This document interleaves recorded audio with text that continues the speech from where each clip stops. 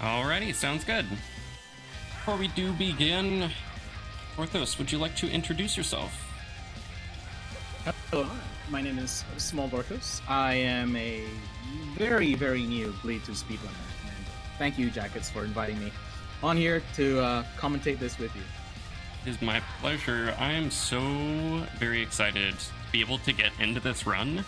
I'm honestly shocked that this is the category that was selected for it, because this category, if you're not familiar, is a lot more chaotic and a lot more intense than your average new game type of speedrun, which is going to be really great to see.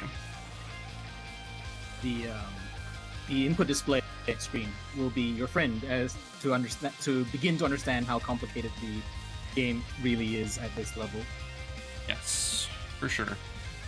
Throughout this game, as you see on the title screen, there is actually another option for online here, which isn't usually something you'd see in the game. That's because we're actually running on a beta branch that is open for anyone who owns the game through Steam. There's a beta branch for online co-op or netplay, and that also allows us to do things like switching our abilities in gameplay without needing to pause. So before we do begin, I'm going to go ahead and hop into Endless here really quick, just to show off how some of those would end up working. So as you can see here, we can also reflect any kind of purple projectiles back at enemies. So if anything is glowing, we can go ahead and smack that right back with our main pistols and katana weapon. Now, through the game, we do have 4 different abilities that we can switch between. We have our classic triple air dodge, which allows us to dash 3 times in a row. We can also change direction of this dash anytime in movement, which gives us a ton of freedom in mobility and just getting around everywhere really quickly. Along with that, we also have this flying kick. Usually it's pretty slow and cumbersome, but moving downwards, you'll see that it's actually quite a bit faster than the normal default dash. We can also do that 3 times in a row as well. It does deal damage and it passes through enemies, but usually it's not anything to really comment on. Usually it's pretty low damage as far as that goes, and of course, since you're dashing... It has place, but it's not going to be... Yeah, it's not the major way to move. Yeah. Since you're dashing through an enemy while you're dashing, you cannot shoot or reflect bullets. So you have to kind of do it very carefully. Besides that, we also do have this energy bar at the top, which allows us to usually slow down time. It also allows us to teleport. Teleport is going to be a very speed-heavy ability that we can just blink through, or past and through enemies, and just cover a lot of distance in very, very little time. This is going to be used pretty sparingly throughout the run. Normally, as far as switching abilities in regular movement goes, it usually saves like 20 seconds throughout the entire run, so it's not really anything to focus too much as far as regular speedrun goes. Of course, in high-level play, you'll be seeing it a little bit more frequently, but it's still something that I'm even trying to master over, even after like so many hours in. Now, for the last ability, we do have our Energy Blast. This allows us to charge and fire a massive blast. As a side note, you can also jump, or if you're not using any movement or aiming while firing it, you can also just fart in midair, Yeah. for lack of a better term. So it basically just doesn't do anything if you don't shoot it out. Along with that, there is a way to be able to cancel that. So you can either shoot it faster, like we did there with the laser. Usually that's the normal speed. But if we cancel it right after we fire, we can actually shoot that out a lot faster because we exit the animation and basically cancel that as we fall down. This may also allow us to cancel it before we shoot, and that may allow us to dodge an attack, say if we do it a little bit too early or late into an enemy's attack, we can just cancel it and be back on the ground. But those are the basics as far as the abilities go. Again, we can change those. Let me actually just double check that I did that really quick. We'll go and do an endless run just to make sure. All right, so we are now ready. Again, for the ability buttons that you see at the left there, G is going to be my default dash, B is the flying kick, T is teleport, and B is energy blast. So if you ever see me pressing those buttons, or I'll try to be pointing it out for the most part if I'm ever switching abilities, say between fights or something like that. But it is going to be happening very frequently throughout the entire run, so it's going to be very fast, to say the very least. It's a very fast game. Yeah. It's the game that moves at speed. Very good for speed running. But, yes, for sure. So, without further ado, I believe that allows us, with all those tutorials out of the way, to be able to get on into the run.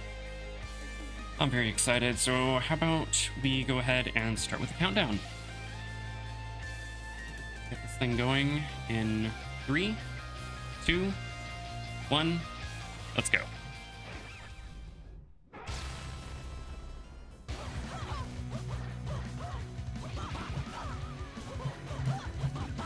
Immediately coming out of the the starting room at speed, utilizing multiple abilities.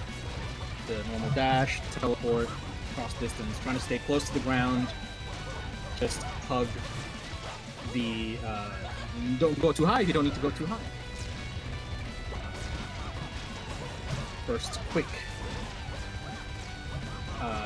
little mini boss thing there where you can knock him out with an energy blast.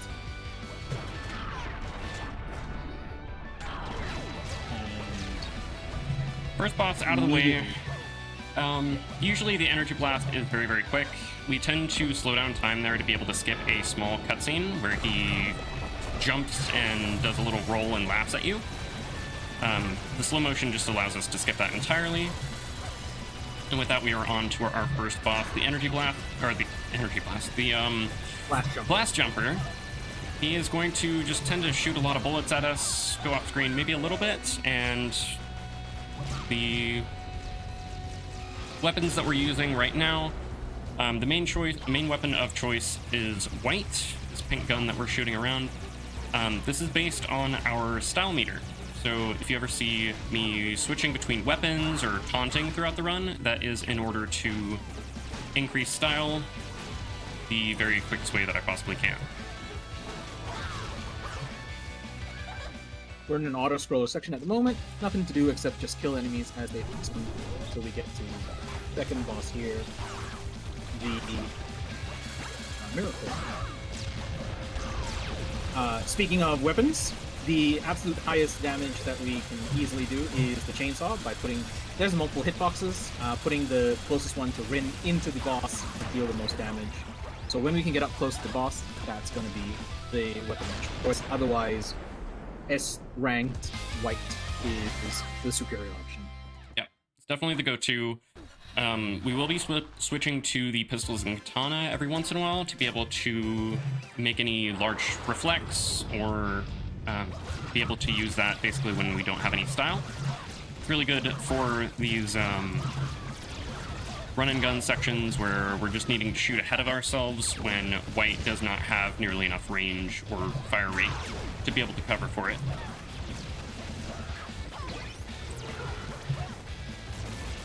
On a kitty chopper. Already into stage 2. Yeah, we're wanting to use the energy blast quite a bit here to be able to both deal a lot of damage and increase style quite a bit. Usually that is a very consistent way to be able to alternate between laser and energy blast to be able to deal a bunch of damage very quickly.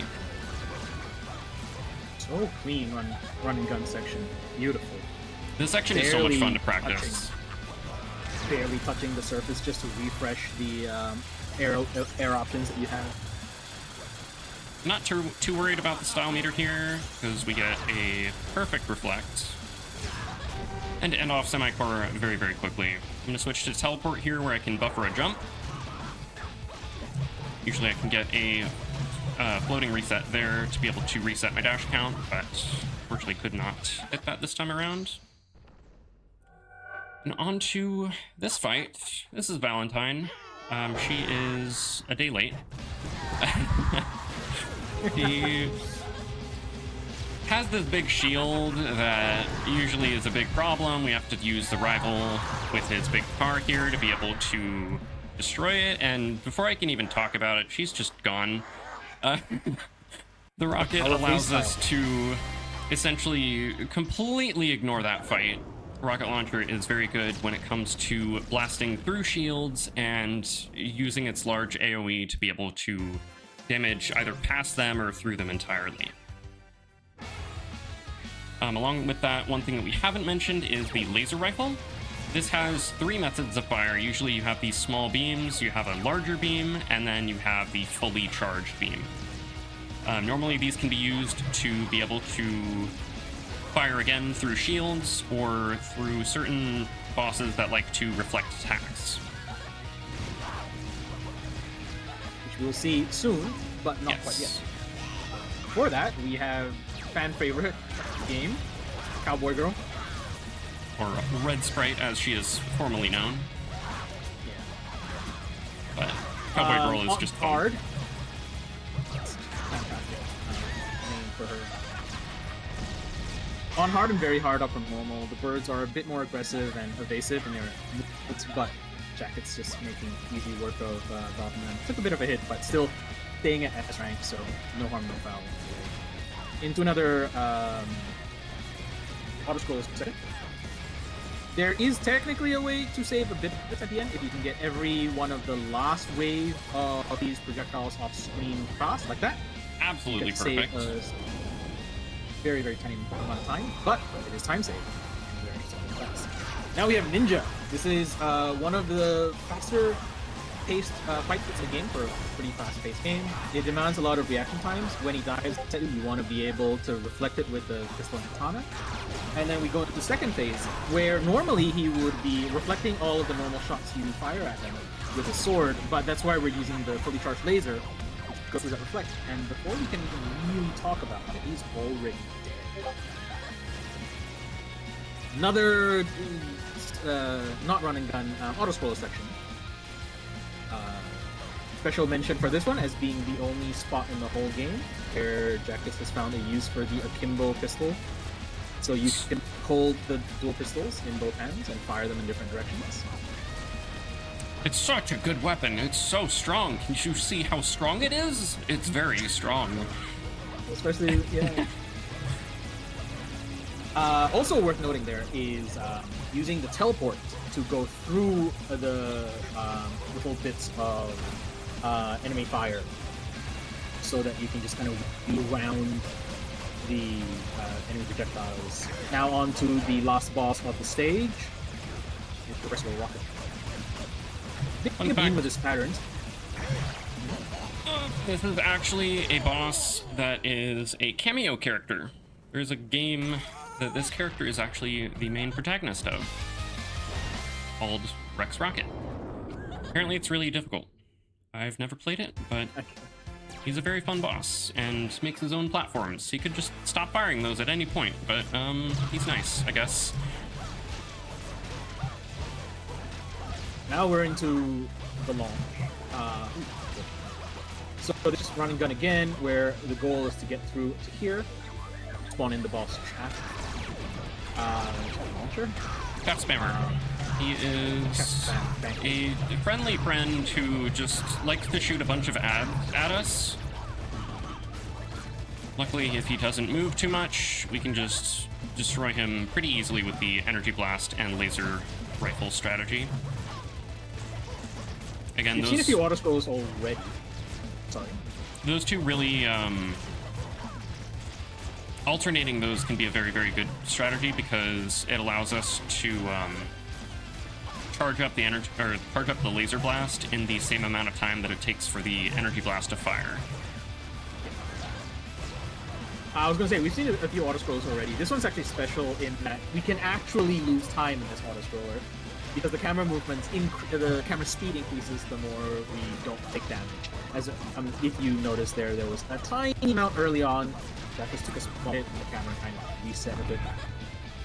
Luckily, it was earlier in the room than it could have been like later on, so it wasn't too bad. But that definitely can lose quite a bit of time if it's late in the auto scroller. Luckily, we're getting a little bit of that time back though, because Guppy decides to roll at us. Sometimes we can deflect the roll, sometimes we can't, but we love to see a deflectable one. We have the Not lungs. predict correctly. There's a pattern we're going to hope to see for this section. We don't see it, so we're going to. This fight will go on for a bit longer, but not too much more.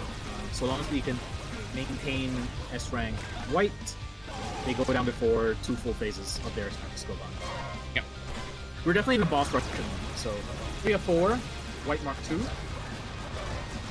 For most of this fight, I'm going to take things safe and just use the rocket launcher. This allows me to deal damage basically as soon as I can hit him. And once he's out of the protective cage, the pistol katana deals more damage. If white was at S rank, or if our style meter was at S rank, white mark 2 would deal a bit more damage. Bunny! Jakuts is very fond of saying this. Bunny's afraid of feet. So there's an interesting interaction here where if we swap to the dive kick, every time Bunny dashes around like that, she's taking damage, as if she's permanently being hit by the dive kick hitbox. Gets us speedily through that fight and into the worship. Luckily, that makes Bunny a pretty simple fight to go around most of the time, since she's just dealing most of the damage herself. There's a lot of dead space otherwise, so it's a very nice thing to have in our back pockets for just being able to get through that fight. Making quick work of this running gun section. Wow. For a good backwards long jump. Gotta love some BLJs and speedruns. Totally saving us so many seconds there. Oh my gosh. Yeah. But Fragment Slider is very neat. Every time he has his little cylinders up, he can't be hit by normal projectiles. Things like the Energy Blast do just blast through. So that's why we want to take advantage of that where we can. Can't even really explain more about the fight. Already dead. One transition. Very, very clean. Back to another running gun section. Using the bullets from the pistol and katana, shoot ahead of us, and then the sword itself to deflect any errant pink bullets that come our way. Nemesis Core! Very fun strat here, where we can just dash by the core, and then that very clean movement to dodge the lasers keeps us in the blind spot. We got a fun reflect there too. I love it. That was beautiful. So cool. Oh, I missed the timing on that. There is an audio cue that you can get there to be able to fire the energy blast. We were a little bit late on that. Still got to reflect out of it, and pretty good RNG otherwise, but yeah. Into the section we do have probably what is the hardest platforming section in the game, because there's so much, a bit of randomness to it at the very least. I was informed when I was learning how to do arcade runs that this is called the graveyard, because runs just come here to die. The kind of seesawing level around you really makes dodging those hard butt jackets easily get through, takes no hits, maintains S rank into the final boss of Worship Anti-Battalion. Anti-Battalion has a number of attacks that it can throw at us. We're really looking for a few. Shark is okay. Get to do some chainsaw, obviously, which is good. We really want this. Anytime we get the especially ending in something reflectable, is the most amount of damage we can deal. Literally melting more than half of its health bar in that one phase. We absolutely love to see a reflectable Pac-Man.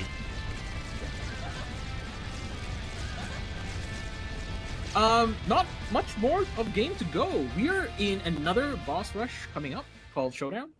where we just get to deal with Valentine 3 times. We have a few in this fight coming up, but it should be fast. And then we have Epilogue, which will be one of the longer sections of the run, the sequence of boss fights, and we'll get to it. Let's focus on this for now. Yeah. Take some intentional damage here. Head up for a skip later.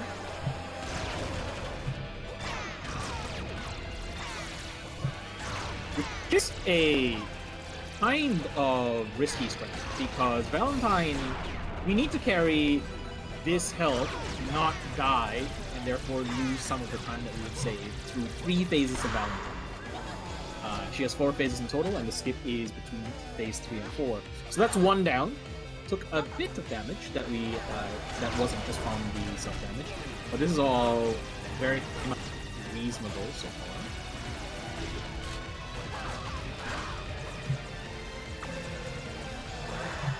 More there. Okay, so now we're in 1-hit territory. Bit of a mean pattern there. Sometimes the patterns for the flies there can be a little bit random. I'm actually going to take an intentional death here. Yep. Because it saves because like Valentine 3 a few seconds, and Val 3 is very scary. Val 3 is definitely in my, I think it's safe to say, the hardest of the Valentine phases. The fight me is a bit prolonged because when she does the laser thing, you do deal damage to her, but it's not good amounts of damage. Right? And you just have to dodge around. This is definitely the attack pattern that gets us the most damage on her, so we're very happy to see that. She always goes between laser into one of these attack patterns. For example, that. Climb down there, although it's slower. You want to take more damage here before you shit. Okay. I am totally not used to fighting that at 1 HP. Yeah. I don't even know if that saves time. That probably doesn't save as much time anymore, but that's where that would have saved a lot of time because the moment she gets up, we get to death transition into this phase of the fight, and then this phase of the fight is basically a gimme. Yes, that death skip there is definitely something that is only set for story mode runs. Yeah. If you do that in arcade, you might want to reset your splits, because you're dead. Arcade is the one credit clear category for this game, so you definitely don't want to be trying to go for that or attempting that on arcade mode.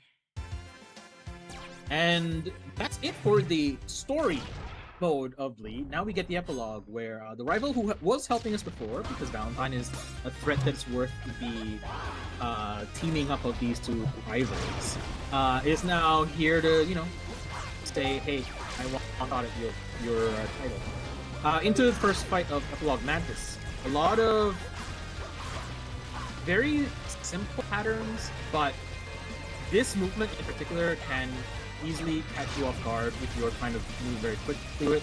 So Mantis always goes between this bullet pattern into one of the other attacks. We really wanted to see that that face stomp there. Came a bit late, so we didn't get as much damage save as we could have out of the reflect, but still a very welcome way to just end the fight. The only run-and-gun section between bosses and epilogue right here. The moment we get up here, rival in the truck stops his attacks, and we transition into this boss fight. There's just going to be missiles coming from the direction that the rival is facing the entire time. Some of these missiles are reflectable, the pink ones, and they do enough damage that it's very worthwhile to reflect them. Other than that, we're going to use the tried and true. Ooh, so close. Gonna get very close. So there's a quicker transition if you get to kill the rival off screen there. Very cool, like a single hit away from doing that. But that's alright. Coming into the third boss of Epilogue, Spider Core. Spider Core undulates very weirdly, so Jakuts gonna try and get a lot of chainsaw damage here. Might take some hits. So looking really good so far. Very good Spider Core. There are a couple of attacks that we are looking for, like that one, where we get to reflect the foot back, deal a chunk of damage. I am completely fight. fine with taking that hit there. That was a very, very close reflect. Yep. Coming into Crawler, multiple boss. The way this fight functions is that the Crawler is going to crawl at us and fire lasers. And every now and then it's going to do something that will move it forward a bit faster. It can be a charge, which is great to see, because it means we hopefully can reflect that back. Or it'll be a slowly increasing charge, or that laser that we saw. Honestly, barely got to see two phases. I am completely fine with that crawling core. If it does end up starting to like speed up at you, it becomes That very loses hard the to most time, focus. probably. Yeah. Final fight, Rival. I think this is easily, if you're starting this game, this is easily like the source of the most amount of frustration, because there's quite a bit of what feels like randomness, even though everything that Rival does like has a specific counterplay to it. Seeing the volley is great. Seeing the one where he stands, laughs, and keeps a missile on you is fantastic. Seeing guns is also good, because you might end that in something that you can reflect. Other than that, you never lose time with Rival. Not really. Everything is quite a bit of damage. Time is coming up soon. So once the screen starts fading to black, is when we lose control of Rin and time. Yeah. Really, really good run. Yeah, the Rival is in fact the guy inside of the van. That's right. Yes. So that is Bleed 2. It's a very fast game. It's very fast. To say the least. Very fun as well. It is such a blast to speedrun. This is Playing it at Jakuts' level is insane. fast movement in the game is so much fun. Even in new game runs, it is such a blast to be able to just dash through these levels, to be able to reset dashes in multiple different ways that you can. If you are looking into speedruns of this game, I know for Steam at least there is a tiny bit of a sale going, so you can get it for a few bucks. For speedruns of this game, I did make a tutorial on the Bleed Running YouTube channel if you want to check that out. It just goes over Great fundamentals as far as movement goes, and we also have the server as well if you want to join in on any kind of community events. We have weekly challenges going every week, and there's a lot keeping this game going, even though it's been out for, what, 8 years now? 8 years. Just celebrated the 8-year anniversary. Just this past week. It's really great, honestly. Overall, pretty good run. There's a bit of RNG that was a little shaky sometimes, and Valentine fight I didn't die too quickly because I was just involved in the fight. Distracted. Yeah. Overall, the music is great, and it's just such a good fun speedrun. Also, as a Thank you side for note, having me on. yeah, for Vorthos, huge respect for you, because you are currently trying to learn this game as a speedrun for the first time, and you are tackling possibly one of the most chaotic, most difficult categories as your first category. Can we They have the get most some health. It's like fun.